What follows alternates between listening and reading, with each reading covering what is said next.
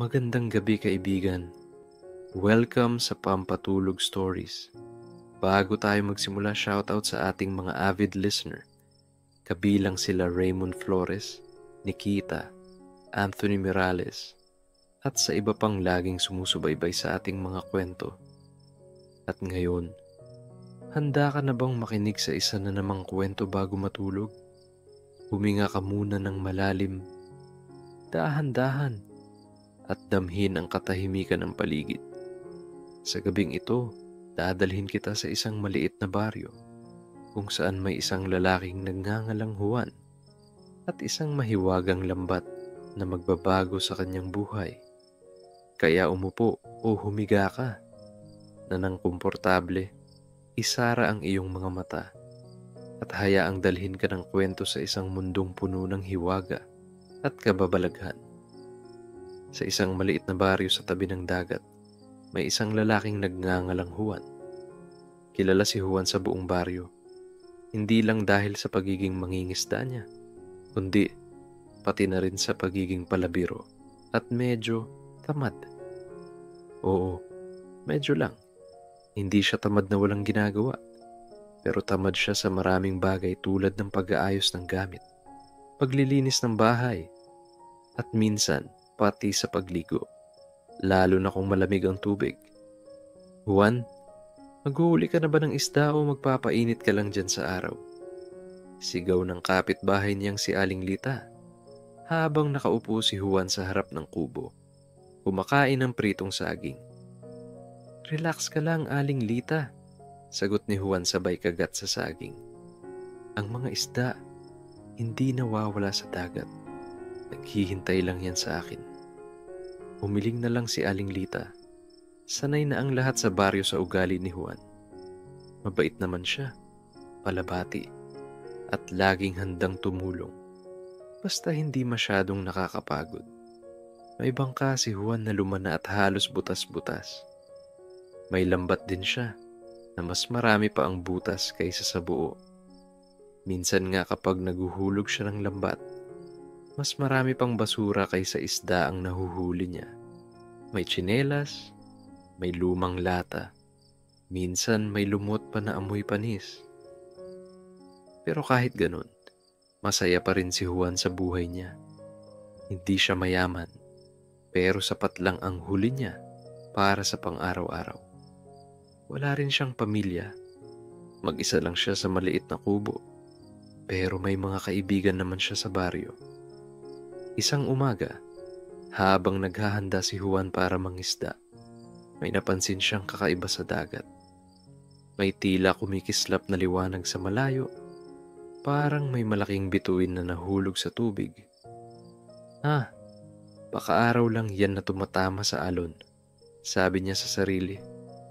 Pero kahit anong pilit niyang magpaliwanag, may kakaiba talaga sa kislap na yun. Naglayag siya gamit ang kanyang lumang bangka at hinulog ang lambat. Sa isip niya, sana ngayon, marami akong mahuli. Kahit isang malaking isda lang, pwede na. Habang hinihila niya ang lambat, may kakaiba siyang naramdaman. Parang mas mabigat kaysa dati. Hindi ito parang mga lata o tsinelas na nahuhuli niya. Mas mabigat, mas misteryoso. At nang makita niya kung ano ang nasa lambat, halos mahulog siya sa bangka sa gulat. Isang lambat na bago, makintab, at tila gawa sa ginto at pilak ang nakita niya. Hindi ito basta ordinaryong lambat. Ang mga sinulid nito ay kumikislap na parang may sariling ilaw. Uy, teka lang, jackpot yata ako ah, sigaw ni Juan. Sabay tingin sa paligid kung may ibang tao. Wala. Siya lang ang nakakita ng mahiwagang lambat. Sinubukan niyang hawakan at laking gulat niya nang bigla itong nagliwanag.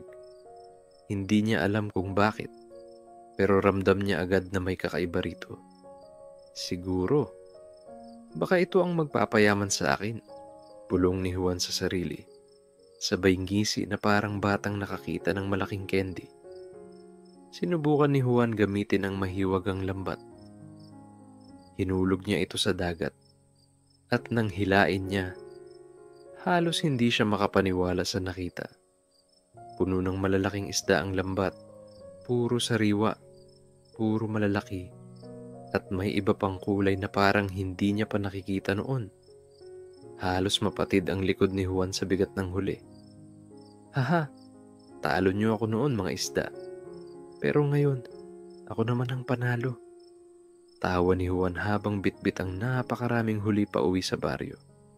Pagdating niya, laking gulat ng mga tao. Juan, saan ka kumuha ng ganito karaming isda? Tanong ni Aling Lita. Sekreto, sagot ni Juan sabay kindat. Mula noon, naging misteryo sa buong baryo kung paano biglang dumami ang huli ni Juan. Pero wala siyang sinasabi. Basta ang mahalaga, marami siyang isda at mukhang mas marami pang darating. Kinabukasan, maaga pa lang gising na si Juan. Dati, 10:00 na siya kung gumising para mangisda. Pero ngayon, tila ba nawala ang antok niya. Excited na siya para sa mahiwagang lambat. Bagong umaga, bagong huli, sabi ni Juan habang humihikab at hawak-hawak ang mahiwagang lambat na kumikislap pa rin kahit wala sa tubig. Sumakay siya sa kanyang lumang bangka. Pero kahit luma at may butas ang bangka, hindi na siya nahihiya. Ang mahalaga, may mahiwagang lambat siya na kahit sa panaginip, hindi niya akalaing magkakaroon siya. Muli niyang hinulog ang lambat sa dagat at tulad ng inaasahan, nang hilahin niya ito, mas marami at mas malalaking isda ang nahuli. May isa pang isdang kulay ginto na kumikintab sa ilalim ng araw. Uy, baka ikaw ang hari ng mga isda, sabi ni Juan sabay tawa. Pasensya ka na, isama ka na sa hapunan. Pag-uwi niya, halos mabali na ang balikat niya sa bigat ng huli. Lahat ng tao sa baryo ay muling namangha. Juan, paano mo nagagawa yan? Parang mahika, sigaw ng isang matandang lalaki. Ewan ko nga sabi ni Juan sabay tawa at kindat. Pero sa totoo lang, iniisip na niya, baka ito na ang simula ng aking kayamanan. Habang lumilipas ang mga araw, mas lalo pang dumami ang huli ni Juan. Dati, simple lang ang buhay niya. Ngayon, may sobra-sobra na siyang isda at pera. Nakapagtayo siya ng malaking kubo na may bubong na pawid pero may disenyong parang mansyon. May kurtina pa at sahig na kahoy. Bumili rin siya ng bagong bangka na pininturahan pa ng pangalan niya, Juan the Great. At syempre, bagong damit. Hindi na siya laging nakapaa at butas ang damit. May makintab na tsinelas na siya at bagong sombrero na may balahibo pa sa gilid. Pero isang gabi, habang natutulog si Juan, may narinig siyang kakaibang bulong. Juan! Juan! Napabangon siya. Ha? Sino yun? Juan, ibahagi mo. Ibahagi mo ang biyayang natamo mo. Napakamot si Juan. Panaginip lang ito. Siguro busog lang ako, sabi niya sabay balik sa higaan. Hindi na niya pinansin ang mahiwagang bulong. Basta ang mahalaga, mayaman na siya. Masarap ang pagkain niya at may bago pa siyang bangka. Habang mas lalong lumalaki ang huli niya, napapansin ni Juan na kakaiba ang mga isda. May ilan na tila naglalaho kapag hindi agad naluto. May iba namang hindi pwedeng ibenta, para bang ordinaryong isda lang kapag hinawakan ng ibang tao. Ngunit si Juan, abala sa pagyaman. Hindi niya iniisip kung saan galing ang mahiwagang lambat o kung ano ang kapalit nito. Ang mahalaga, panalo ako, lagi niyang sinasabi habang binibilang ang kita niya. Dati, kapag may sobrang isda si Juan, ipinapamigay niya sa mga bata at kapitbahay. Pero ngayon, naging maramot na siya. Juan, baka pwede kaming makahingi ng kahit konti lang para sa hapunan? Tanong ng isang matandang babae. Pasensya na Lola, sagot ni Juan. Mahal ang isda ngayon. Business is business. Nagulat ang mga tao sa pagbabago niya. Dati, mabait at palabiro siya. Ngayon, parang hindi na siya ang dating Juan na kilala nila. Isang gabi, habang nagpapahinga si Juan sa kanyang malaking kubo, napansin niya ang kakaibang hangin. Malamig at parang may daladalang bulong na hindi niya maintindihan. Sa di kalayuan, may kumikislap sa dagat. Pero hindi ito tulad ng unang kislap na nakita niya noon. Ito ay parang mga matang nagmamasid sa kanya. Hindi niya alam, may paparating na pagbabago. At hindi ito basta-basta. Kinabukasan, madilim ang langit. Ang dating asul na dagat ay naging kulay abo at malalakas na alon ang humahampas sa dalampasigan. "Uy, mukhang may bagyo," sabi ng mga tao sa baryo. Nag-uunahan sila sa pagsasara ng bintana at pagbibitbit ng mga gamit para hindi mabasa. Pero si Juan, aba, hindi siya natakot. Sa halip, excited pa siyang pumalaot. "Wala yan. Bagyo lang yan. Kaya ng mahiwagang lambat ko yan," sabi ni Juan habang bitbit ang kanyang kumikislap na lambat at umaakyat sa kanyang bagong bangka na Juan the Great. Habang papunta siya sa gitna ng dagat, mas lalong lumalakas ang hangin. Umiikot-ikot ang kanyang sombrero at muntik na ngang tangayin. "Hoy, huwag kang aalis. Mahal iyan," sigaw ni Juan sa sombrero niya. Sabay habol para hindi matangay ng hangin. Nang makarating siya sa kalagitnaan, hinulog niya ang mahiwagang lambat. Umaasa siya na kahit may bagyo, makakakuha pa rin siya ng sandamakmak na isda. Pag-angat niya ng lambat, may kakaiba. Hindi lang isda ang nahuli niya. May isang malaking nilalang na may kulay asul na balat, mahabang buhok na parang alon, at mga matang kumikislap na parang ilaw sa ilalim ng dagat. "Ha! Ano to?" sigaw ni Juan. Halos mahulog sa bangka sa gulat. "Juan," biglang nagsalita ang nilalang gamit ang boses ng malalim at malamig. "Ako ang tagapangalaga ng dagat at ng mahiwagang lambat na hawak mo." Halos malaglag ang panga ni Juan. "Ha? May nagbabantay pala nito. Eh, pasensya na po kung nahuli ko kayo. Hindi ko po sinasadya." "Juan," sabi ng nilalang, "ang lambat na yan ay hindi basta para yumaman ka. Ito'y para tulungan ng mga tao, hindi para sa kasakiman." Napakamot si Juan. Kasi po, alam nyo na, mahirap lang ako dati. Tapos bigla akong nagkaroon, kaya siguro, nakalimutan ko nang magbahagi." Umiling ang nilalang. Bawat gamit ng mahiwagang lambat ay may kapalit. Kapag naging sakim ang may hawak nito, may kaparusahan. Kinabahan si Juan. "Ha? Kaparusahan? Anong klaseng kaparusahan?" "Malalaman mo kung hindi ka magbabago," malamig na sagot ng nilalang bago ito biglang naglaho sa tubig. Iniwan si Juan na nanginginig sa takot. Mabilis na bumalik si Juan sa baryo.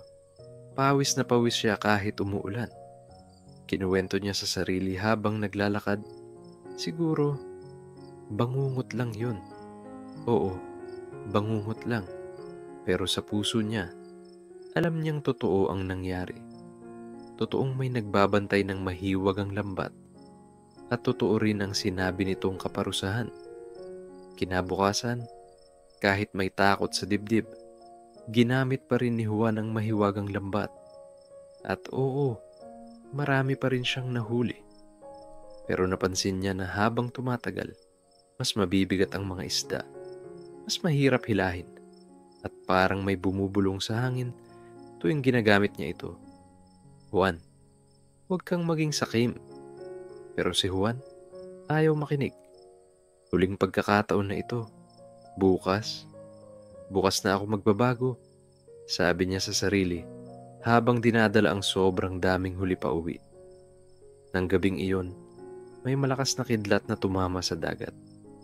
Niyanig ang buong baryo, at sa kalagitnaan ng dilim, may kumikislap na dalawang mata sa may pampang nakatingin kay Juan. Tila nagsisimula na ang parusa ng mahiwagang lambat. Kinabukasan, maagang nagising si Juan. Hindi siya mapakali buong gabi dahil sa mga matang kumikislap na nakita niya sa may pampang kagabi. Parang may nagbabantay sa bawat kilos niya. Baka guni-guni lang yon, sabi niya sa sarili habang nagsusuklay ng buhok gamit ang kanyang mga daliri.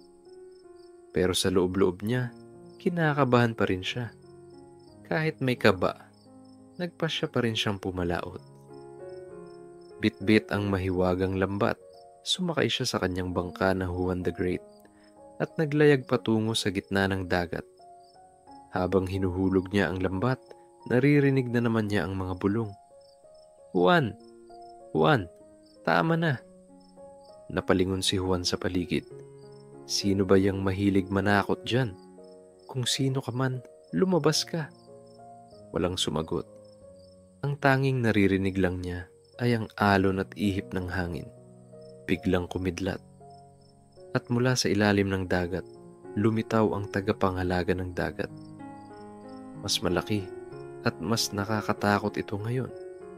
Ang buhok ay tila alon na galit at ang mga mata ay naglalagablab na parang kidlat sa ilalim ng tubig. Juan, umalingaw-ngaw ang malakas na tinig ng nilalang. Hindi ka nakinig sa babala ko. Halos tumalon si Juan sa gulat. Huwag po, pwede pa pong magbago.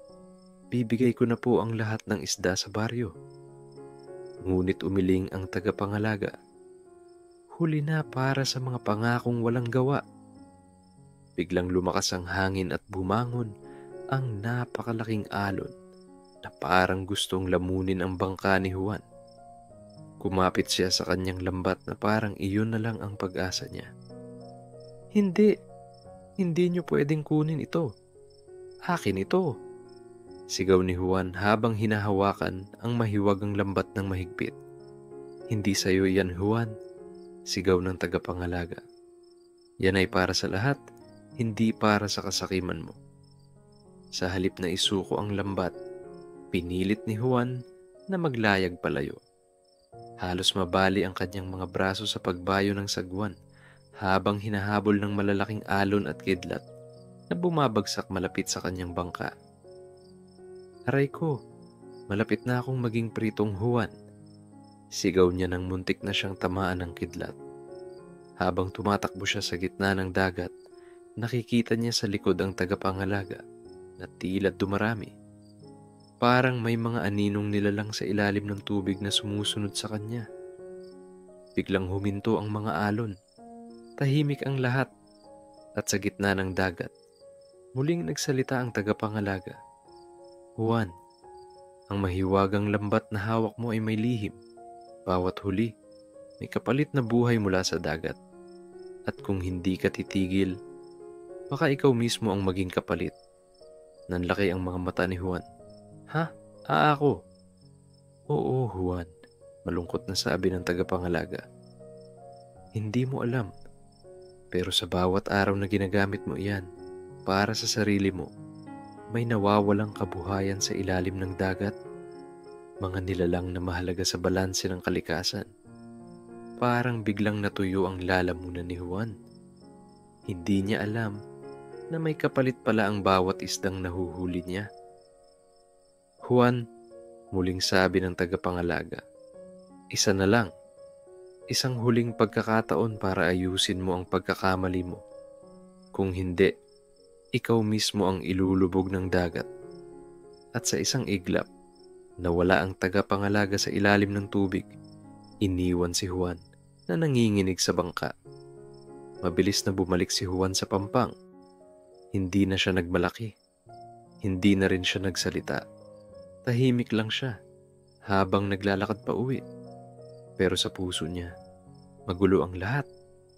Isang huling pagkakataon. Ano ang gagawin ko? Tanong niya sa sarili. Pagbalik ni Juan sa baryo, hindi siya agad lumabas ng bahay. Tahimik lang siya habang nakaupo. Hawak-hawak ang mahiwagang lambat. Dati, tuwing titingnan niya ito, masaya siya. Pero ngayon para bang may bigat na kasama. Isang huling pagkakataon, bulong niya sa sarili. Pero, paano ko sisimulan? Kinabukasan, dumating ang ilang kapitbahay para muling humingi ng isda. Juan, baka naman kahit konti lang. Wala kaming makain, sabi ng isang matandang lalaki. Dati, tatabugin ni Juan ang mga tao.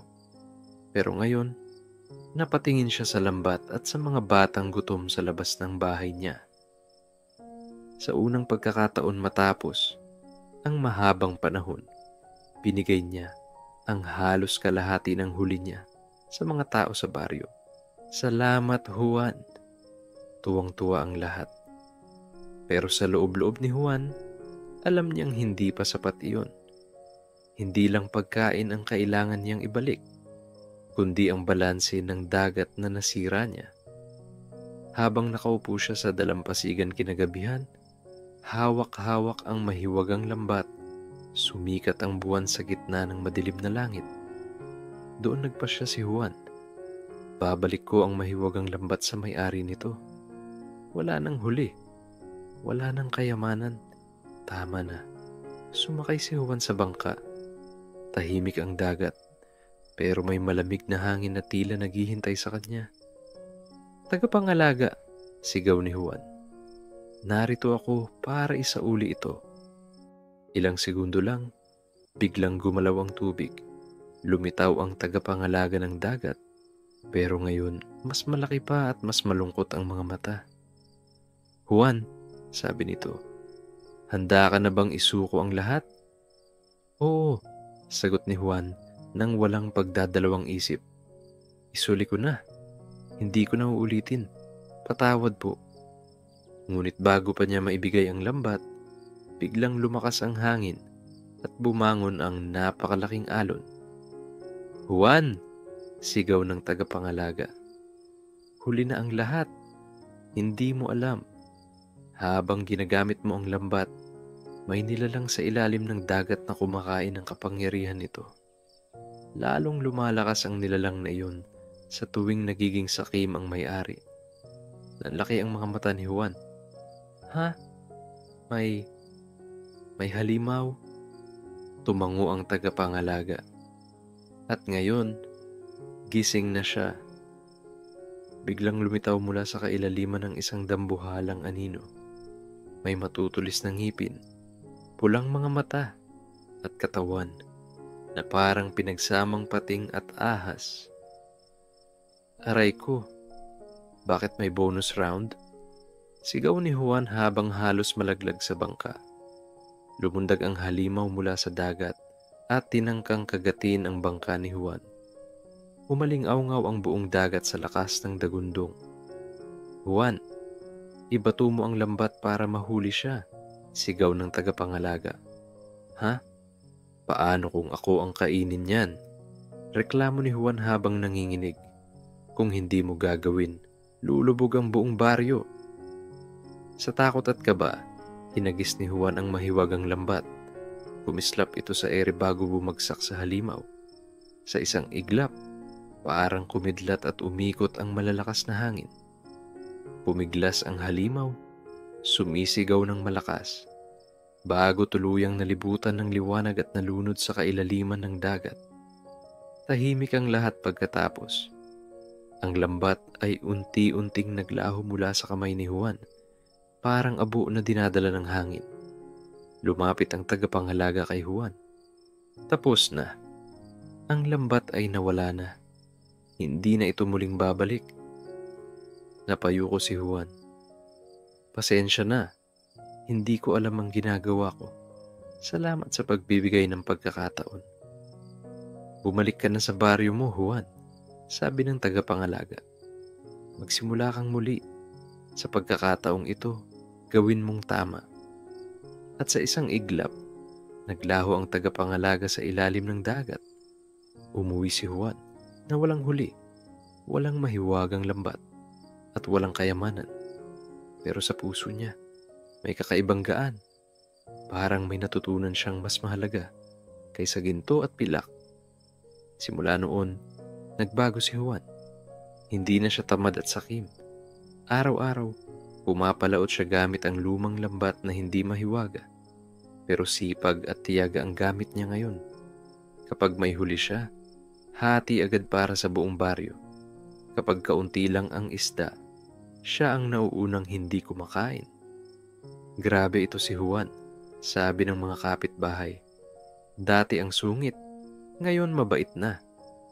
At sa bawat araw na lumilipas, bumabalik ang tiwala ng mga tao sa kanya. Lumipas ang mga buwan si Juan. Naging leader siya ng baryo. Tinuruan niya ang mga bata ng tamang panghuhuli at pagmamahal sa kalikasan. At tandaan ninyo, sabi ni Juan sa mga bata, kapag sakim kayo, baka bumalik yung halimaw sa dagat. Ayaw nyo nun, di ba? Halakhakan ang sagot ng mga bata. Isang gabi, habang naglalakad si Juan sa tabing dagat, may nakita siyang kumikislap na bagay sa buhangin. Nang kanyang pulutin, ito ay isang maliit na piraso ng mahiwagang lambat. Uy, bakit may natira pa? Bulong niya. Biglang may tinig na bumulong mula sa hangin. Juan, ingatan mo yan. Kung sakaling muling kailanganin, tatawagin ka namin. Napakamot lang si Juan. Naku, mukhang may part 2 pa yata ito. Sabay tawa at lakad pa uwi. Sa huli, natutunan ni Juan na hindi lahat ng kapangyarihan ay para sa sariling interes. Ang yaman at biyaya ay mas masarap kapag ibinabahagi. At higit sa lahat, ang kalikasan ay dapat alagaan, hindi sinasamantala. Ngayon, tapos na ang kwento ni Juan at ng mahiwagang lambat. Tahimik na muli ang paligid, kalmado na ang dagat at payapa na ang kanyang puso. Tulad ni Juan, maaari mo na ring iwan ang lahat ng pagod sa araw na ito. Huminga ka ng dahan-dahan. Hayaan mong pumikit ang iyong mga mata at madala ka ng hangin ng gabi papunta sa mundo ng mga panaginip. Matulog ka na ng mahimbing at bukas, gigising ka nang may bagong pag-asa sa iyong puso. Magandang gabi.